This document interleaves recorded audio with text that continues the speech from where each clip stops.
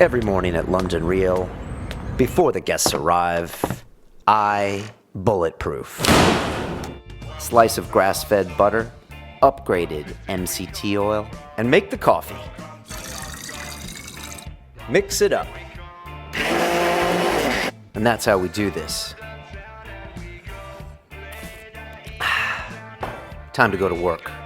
Now who wants some of this?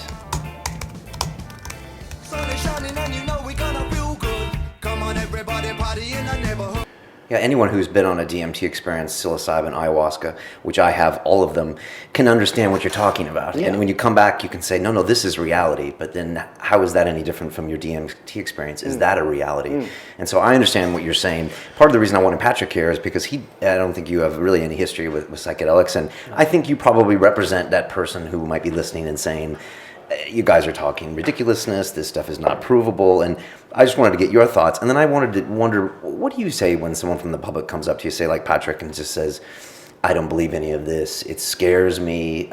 First, I'll get your thoughts first. So it just feels to me that mankind is obsessed with not just being here for a given period of time and looking for some sort of deeper, more meaningful purpose. And because of that, you look for other reasons and other, whether it's religion, whether it's, reincarnation, because no one wants to believe that they have 70 years on the planet and then they degrade and nothing else becomes of you. So it just feels a little bit like you're, I wouldn't say clutching at straws, but looking for answers to avoid just being, faced with this very bleak alternative. Sure, no, I understand that. I would actually put it the other way around, and I would say that the person who says and passionately believes that there is nothing beyond this life, and when we die we're just dead and they're meat, that I would say they're actually clutching at straws, because that's a really hopeful and positive position to have. Much more worrying to have the notion that every action, every thought, every second of your life counts in the much longer term, and that the mistakes and errors that you make in this life may not just be wiped away echo in with eternity, your death, as it were, yeah. but may have massive implications for you throughout eternity and infinity. I mean, to me, that's actually not a comforting idea at all. That's an extremely worrying idea, and it's one of the ideas. But doesn't that sound like a bit like religion? Well, yes, of course it sounds like religion. Where do you think religions come from? I mean, religions come fundamentally from visionary experiences.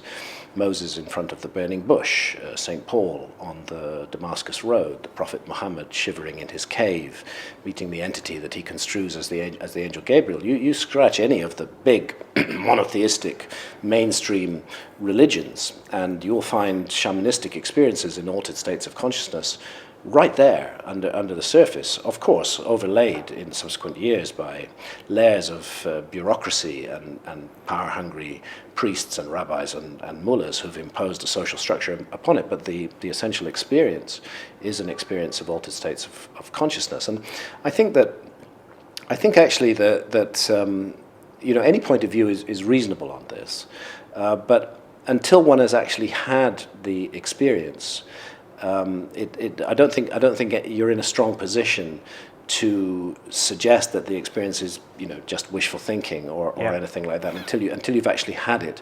And I'm not saying that when you have it will change your point of view, but I think it puts you in a much stronger position to make that argument if you have had that experience yourself. But really, it comes down, doesn't it, to personal experience at the moment? It can't really be quantified or in a scientific way. That's my proved. point. I think it could be. I think that psychedelics, and particularly a psychedelic like DMT, which will put you into a profoundly altered state of consciousness in a matter of seconds, wherever you are. It doesn't matter the location. You are going to go, on that rocket ship to the other side of reality incredibly quickly. Well, that allows the opportunity for controlled investigation of those states of consciousness. If we as a society were prepared to do that, if we as a society were not so rigidly sure that we have closed our accounts with reality, if we thought maybe we haven't actually closed our accounts with reality, that would be a really good way to investigate reality. For example, do the volunteers who are put on a powerful dose of DMT, do they return with novel information which they might not have obtained otherwise? Have they learned something that they, in theory, couldn't possibly know? There's a lot of anecdotal evidence for this, but I would like to see it made the subject of a rigorous scientific study to see what comes out of it. And I think that it's really only an ideological issue that prevents us from doing that. We have an ideological objection to the use of chemicals to alter consciousness, and that ideological objection has taken deep root in our society today, and it has mobilized a great deal of public money, so that there are large agencies which are involved in the war on drugs, in persuading us that it's wrong to alter our consciousness in these ways, which employ tens of thousands of staff who have an investment in maintaining that situation. Because you're of the view that it's a sovereign right, basically, to do whatever you want to your your own body and your own consciousness. Yes, I think that's a fundamental sovereign right. I think we need to make careful distinction here between behavior that affects others negatively. Yeah. For which we already have adequate laws. Criminal laws, yeah. We've got plenty of those laws, and I'm a total supporter of those laws. And actions which relate totally to our own body and our own consciousness. But there's stuff that falls slightly in the grey there. Not really. Well, what about healthcare?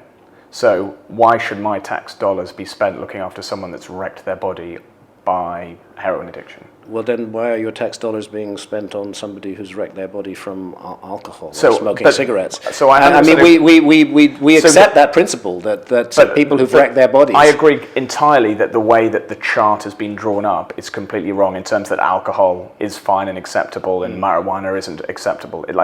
For me, if you look at when we had Dr. Nutt on, when he came on, he made absolute perfect sense and he presented very fairly, and I completely accept that the way that we've quantified and characterized all of these drugs is ridiculous. Yeah. But, or paracetamol, which kills about 3,000 people. And there's issues with big business and big pharma, but there's still, regardless of that point, there are still, regardless of how we characterize what's good and what's a bad drug, there are still issues that some of these drugs cause grey area issues in terms of impact on society through healthcare. I think you get into a very complicated area of discussion there, because then you're really getting into social engineering on a huge scale. For example, lifestyle.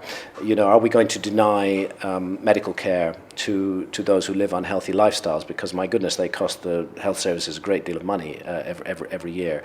If an adult male reaches beyond a certain weight, BMI, yeah, absolutely. BMI. Should we then withdraw healthcare? It's an incredibly difficult. Since we don't do that for all of those other things, it seems to me very odd that we discriminate against consciousness-altering drugs. Absolutely, but a line has to be drawn at some level, and I agree with that. And this will be probably to be continued, because I've only got a few minutes here. But I was having the same argument with Patrick earlier about the criminalization, and then bringing up things that tax the healthcare system, and then you could say an unhealthy diet does the same. I do fundamentally think a core ownership of your own sovereignty of your own body is very important. But then again, I think if I may just say, if we can't make decisions, right or wrong, about our own bodies and our own consciousness, if we live in a society that absolutely will not allow us to do that, then I think there's something fundamentally wrong with that society, and I think it poisons and taints every other aspect of what that society does. And if there are some social costs from allowing that freedom, I would welcome those social costs, because the freedom itself trumps them. It's more important than anything else. It says something about the kind of society we live in, that we live in a society that tolerates adult sovereignty over one's self.